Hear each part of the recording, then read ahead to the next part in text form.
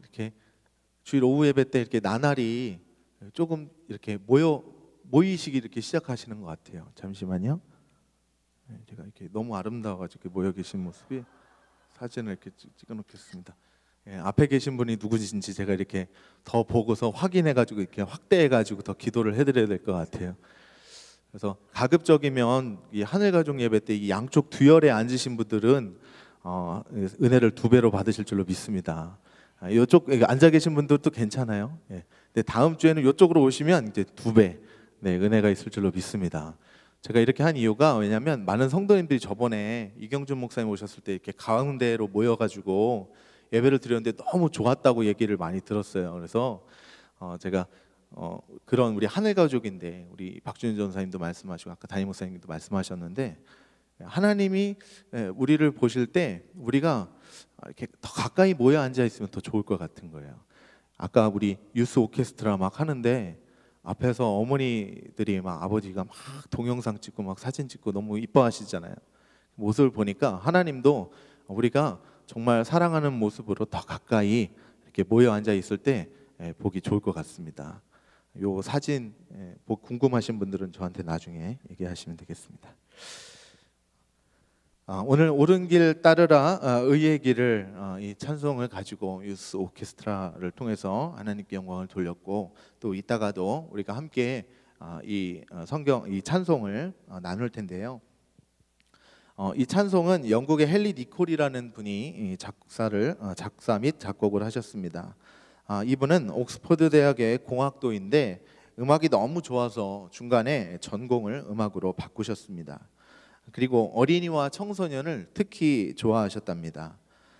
그래서 한 100여 곡이 넘는 그런 어린이 찬송을 지을 정도로 특별히 이 청년이나 이런 젊은 세대를 위한 그런 또 찬송을 많이 지은 분이라고 합니다.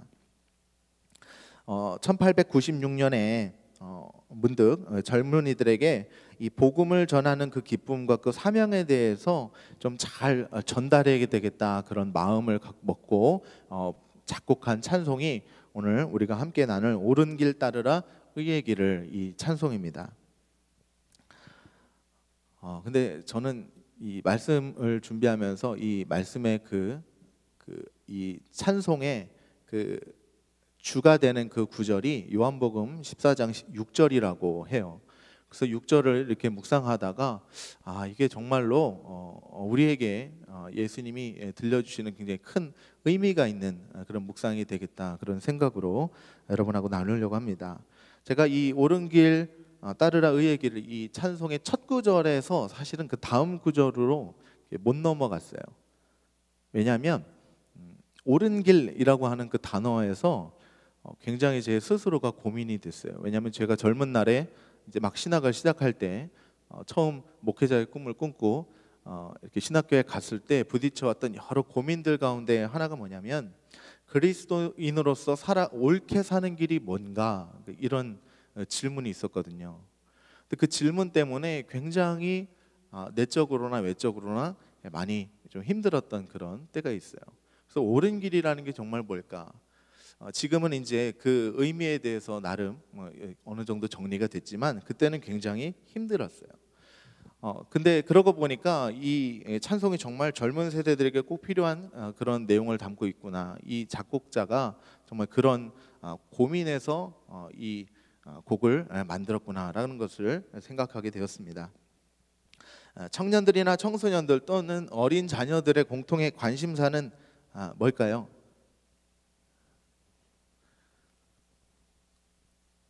생각할 시간을 드리는 거예요. 제가 까먹어서가 아니라.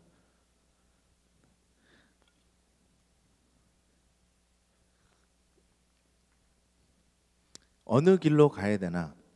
그렇죠. 내가 내 인생을 어떤 길로 개척해 가야 될지에 대한 고민이 굉장히 큰 질문이겠죠. 그렇죠. 그리고 또 청년들뿐만 아니라 여러분 가운데서도 어떤 인생의 길을 선택하는 데 있어서 굉장히 중요한 그런 질문이죠. 그런데 중요한 것은 우리가 옳은 길을 택하는 게 참 중요합니다. 근데 그 옳은 길이라는 게 뭔지 사실은 구체적으로 우리가 생각하고 이해하는 것이 참 어려울 때가 많이 있습니다. 그래서 예수님께서 오늘 고백하신 6절에 내가 곧 길이요 진리요 생명이니 나로 말미암지 않고는 아버지께로 올 자가 없느리라는 이 고백이 왜 나오게 되었는지에 대해서 우리가 같이 묵상을 하면서 이 옳은 길이 정말 뭔가, 주님께서 나는 내가 곧 길이요 진리요 생명이니 나로 말미암지 않고는 아버지께로 올 자가 없느니라, 요 말씀을 했을까, 그 의미를 우리가 같이 좀 찾아보고자 합니다.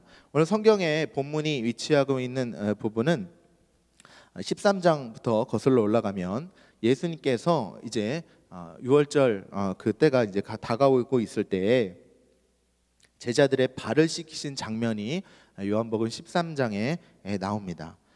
그러면서 이 예수님께서 이 제자들의 발을 이렇게 닦아주시고 또 그 중에서 가룟 유다가 자기를 팔 거라고 하는 그런 메시지, 그런 상황을 이렇게 상황이 기록된 그런 내용이 있고요. 그 다음에 13장 31절에 보면 새로운 계명에 대한 그런 말씀을 해주십니다.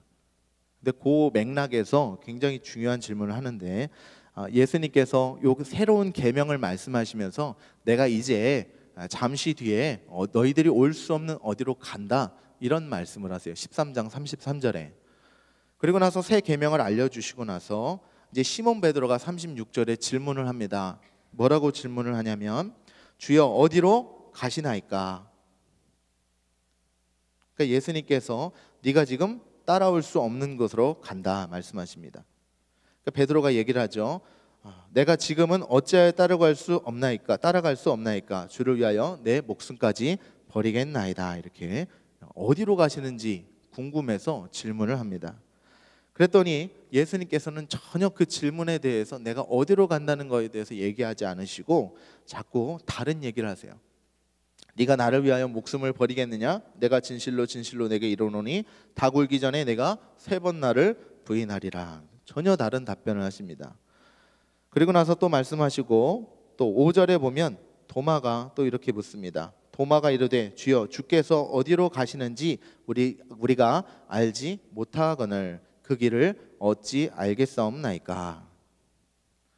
베드로도 물었고 또 도마도 물었고 또 우리가 오늘 읽은 본문의 그 다음에 보면 빌립도 말합니다. 주여 아버지를 우리에게 보여주옵소서 그리하면 족하겠나이다. 예수님이 지금 제자들에게 핵심적으로 하시고자 하는 그 말씀의 의미에 주목하는 것이 아니라 베드로나 도마나 빌립이나 다 예수님이 하신 그 말씀이 아니라 무엇에 대해서 궁금했냐면 예수님이 과연 어디로 가십니까? 라는 것을 궁금했어요.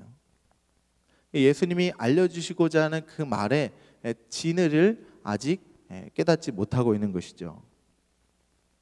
여러분, 우리가 예수님을 믿을 때도 예수님이 우리에게 어떤 삶을 살아가시는지 그 말씀을 들으려고 하지 않고 내가 어떤 길을 선택해야 되는지, 내가 어디로 가야 되는지 우리가 하나님의 음성을 듣지 않고 여전히 불통하는 그런 상태로 하나님께 묻고 있을 때는 혹시 없으신지 우리 스스로를 좀 돌아보는 시간이 되기를 바랍니다. 하나님은 우리가 무엇이 되느냐, 어떤 직업을 갖느냐, 얼마나 이 세상에서 높은 지위를 갖고 살아가느냐, 성공적인 세상적인 기준의 성공적인 삶을 살아가느냐, 그것에 관심하시는 것이 아니라 어떻게 살아가야 될지에 대해서 말씀하셨습니다. 새 계명의 내용이 뭔지 한번 보겠습니다. 요한복음 14장 34절에 이렇게 기록하고 있습니다. 새 계명을 너희에게 주노니 서로 사랑하라. 내가 너희를 사랑한 것 같이 너희도 서로 사랑하라. 너희가 서로 사랑하면 이로써 모든 사람이 너희가 내 제자인 줄을 알리라. 아멘. 예수님께서 제자들의 발을 씻겨주시고 나서 제자들한테 말씀하셨어요. 내가 너희에게 이렇게 발을 씻어준 것처럼 너희도 가서 발을 씻어주어라. 그러면서 이렇게 하신 이유를 말씀하셨습니다. 13장 15절에 보면 내가 너희에게 행한 것 같이 너희도 행하게 하려 하여 본을 보였노라 라고 말씀하고 있습니다.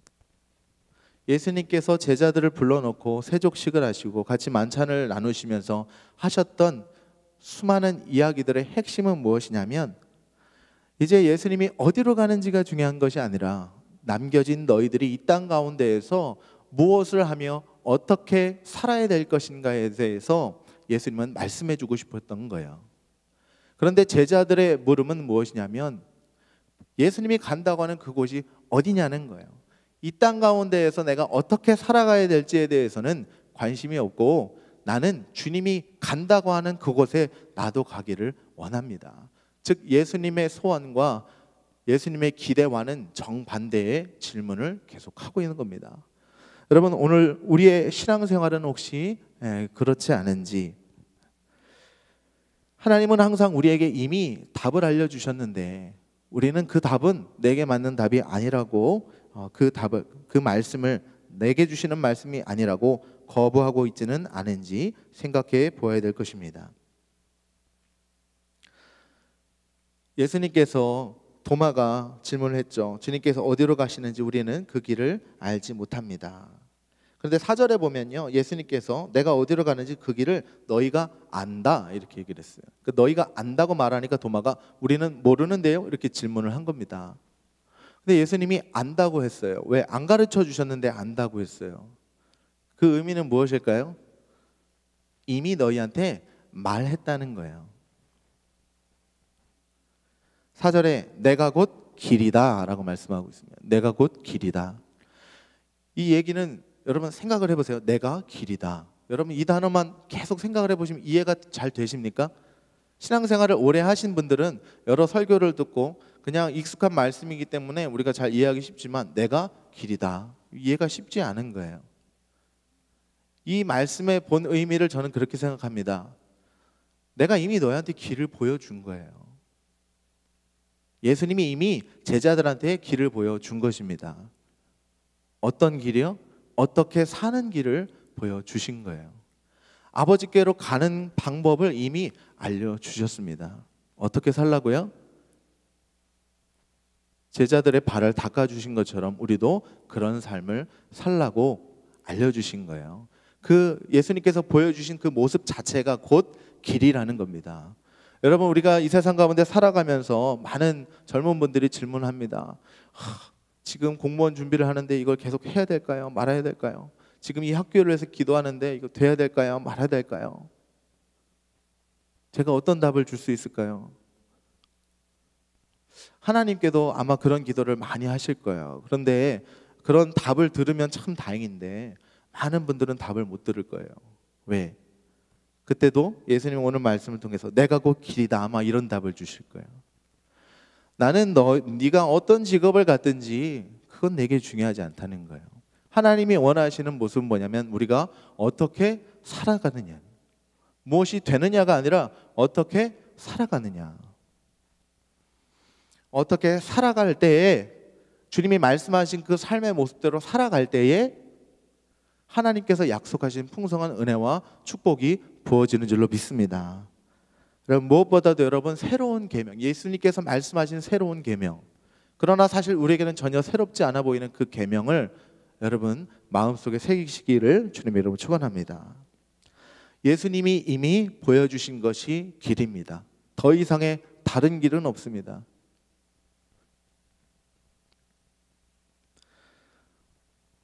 두 번째로 예수님은 본인을 진리라고 말씀했습니다. 여러분 진리라고 하는 것의 의미를 다양하게 풀 수 있지만 기본적으로 우리가 진리라고 하면요 변하지 않는 것을 얘기합니다. 변하지 않는 것. 여러분이 어떤 대상을 신뢰한다고 생각해 보십시오. 무엇을 신뢰합니까? 변하지 않는 대상을 신뢰하죠. 그래서 하나님을 우리의 반석이라 고백하잖아요. 왜 반석이라고 고백하죠? 반석은 흔들리지 않는 거예요. 조금도 움직임이 없고 변하지 않는 거예요. 하나님의 말씀은 변하지 않습니다. 할렐루야. 하나님이 우리를 향한 사랑은 절대로 변하지 않습니다. 할렐루야. 그래서 예수님은 스스로를 내가 길이요 진리라고 고백하고 있는 겁니다. 여러분 사람에게도 마찬가지죠. 어떤 사람에게 신뢰가 되십니까? 한결같은 사람, 한결같은 마음을 갖고 있는 사람, 그런 사람을 신뢰하죠. 예수님이야말로 정말 한결같은 분이에요. 왜? 이미 보여주신 삶은 절대로 변하지 않는 거예요. 예수님의 그 성품과 속성은 절대로 변하지 않아요. 그 예수님을 바라보고 살아가는 삶, 그것이 바로 아버지께 나아가는 길입니다. 여러분, 그 길을 이미 보신 줄로 믿습니다. 저는 고소공포증이 있어가지고 롤러코스터를 탄다든지 바이킹을 타면 굉장히 두렵습니다. 바이킹 타보셨죠? 안전바가 있잖아요. 안전바가 안 움직이면 좋겠는데 왜 바이킹들은 다 안전바가 움직이는지 모르겠어요. 그거를 믿고 의지해서 막 타라고 하는데 어떤 사람은 막 할렐루야를 외치며 양손을 들고 타시는 분들이 많은데, 저는 바이킹을 타면 안전바를 붙들고 눈을 꼭 감고 허리를 그냥 구부려 가지고 그래요. 왜 그럴까요? 믿을 만한 것이 못 되기 때문에 그래요. 여러분, 예수님이 진리라고 했을 때는요, 믿을 만한 분이라는 겁니다.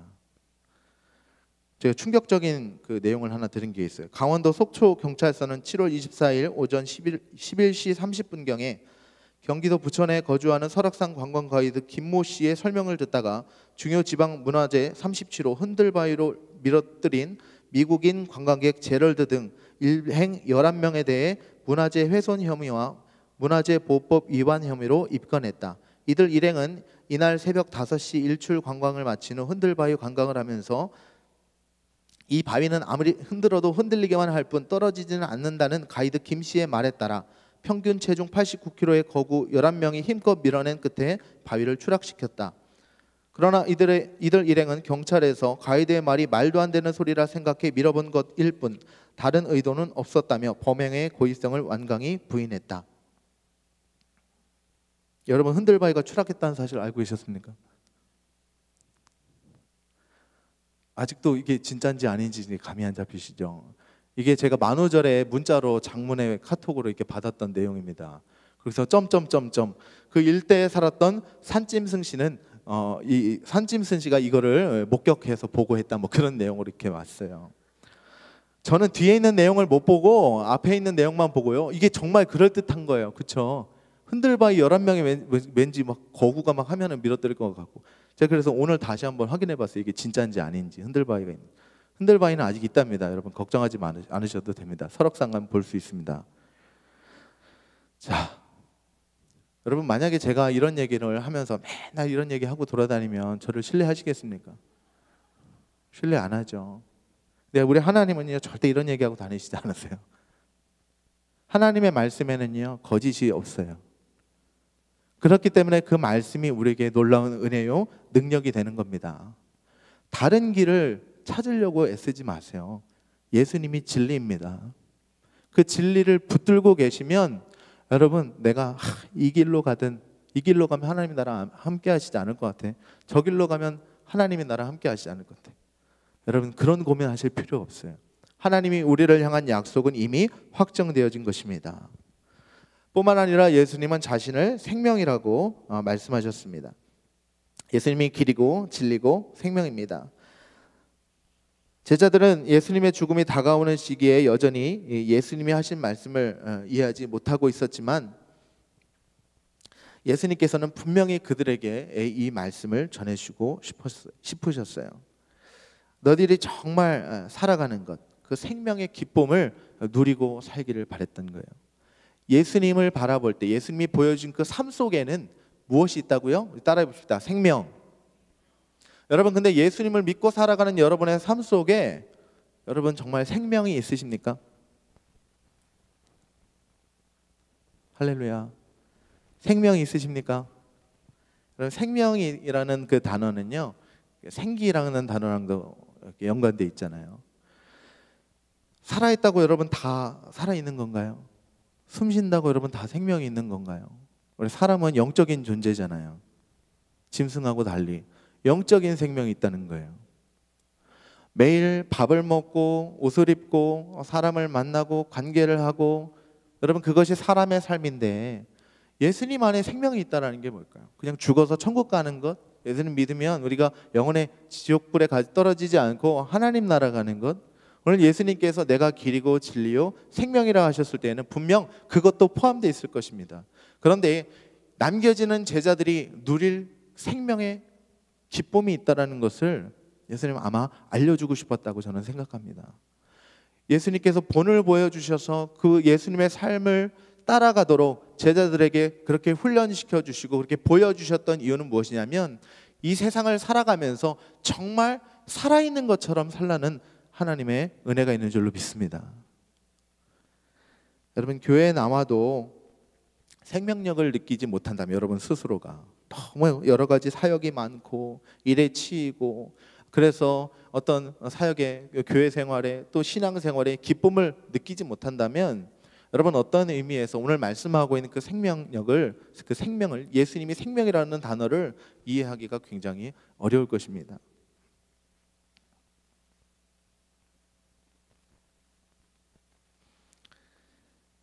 저에게 이게 아들이 하나 있거든요. 원래 집안 얘기 하면 안 된다고 했는데 제가 첫 아들이 하나인데 그 아들을 낳았을 때 저는 많은 그 동료 친구들이나 친구 목사님들이나 선배들은 야 기쁘지? 너무 행복하지? 막 그런 얘기를 많이 하면서 축하를 해줬어요.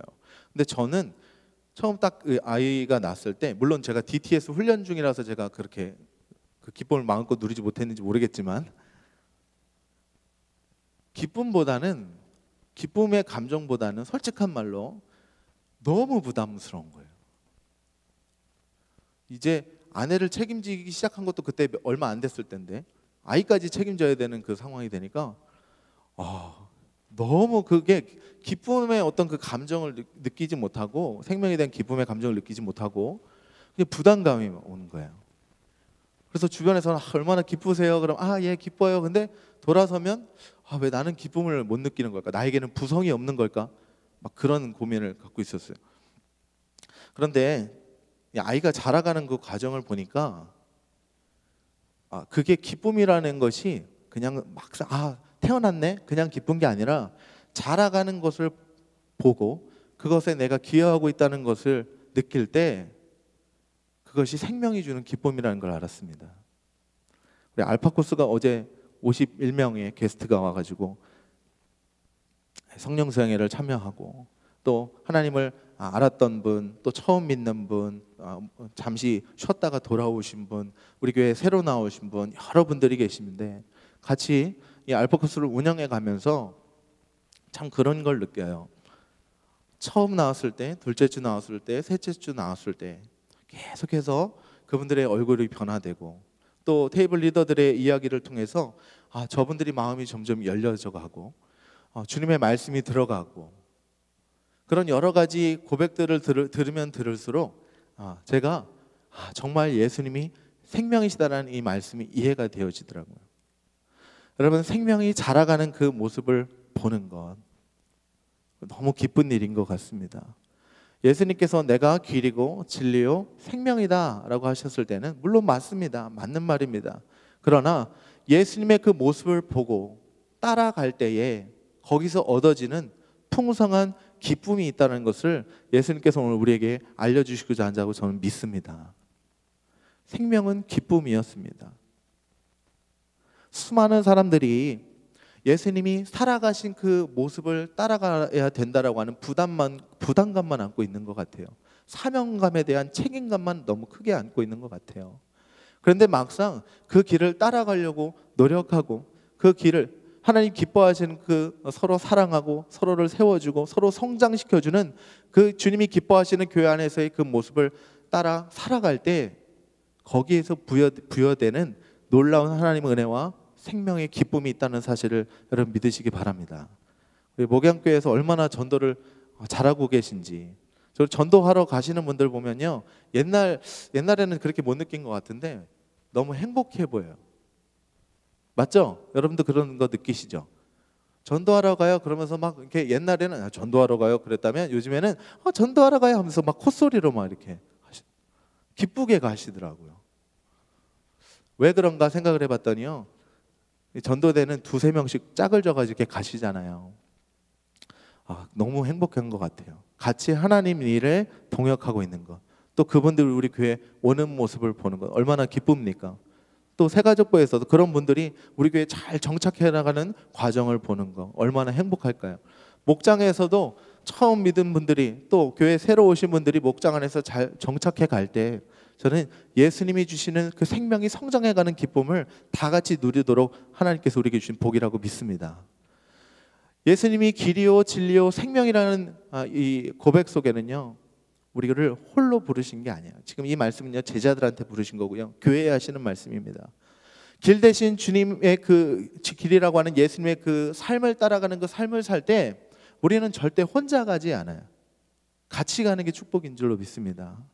알파코스 하면서도 50명이나 되는 게스트를 어떻게 감당할까 했는데 너무나 걱정했는데 어디서 나타나셨는지 50여 분이 나타나셔서 지금 도우시는데 얼마나 행복하고 즐겁게 섬기시는지 몰라요. 그 모습을 보면서 저는 또다시 예수는 생명이구나, 예수님의 그 길을 간다라고 하는 것이 그냥 힘들기만 한 게 아니구나라는 것을 믿게 됩니다. 예수님은 진리이십니다.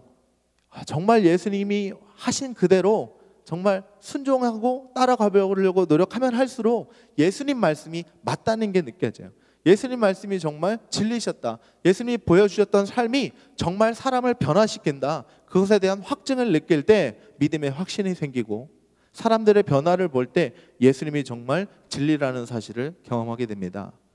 그리고 여러분, 그 생명의 성장하는 과정을 통해 정말로 예수님이 생명의 주인이시라는 사실을 믿게 되는 것입니다. 여러분, 옳은 길이 뭘까요? 옳은 길은 영혼권하고 제자 삼는 길인 것 같아요. 사람을 성공시켜주고 성장시켜주는 길인 것 같습니다. 하나님이 기뻐하시는 것은 그 사람이 옳은 거냐, 그런 사람이냐, 좋은 사람이냐, 나쁜 사람이냐, 여러분 그걸 따지는 길이 아니라 그 사람들의 발을 씻어주고 믿음의 본을 보여주는 삶을 살아가는 것, 그것이 바로 우리가 걸어가야 될 옳은 길인 줄로 믿습니다.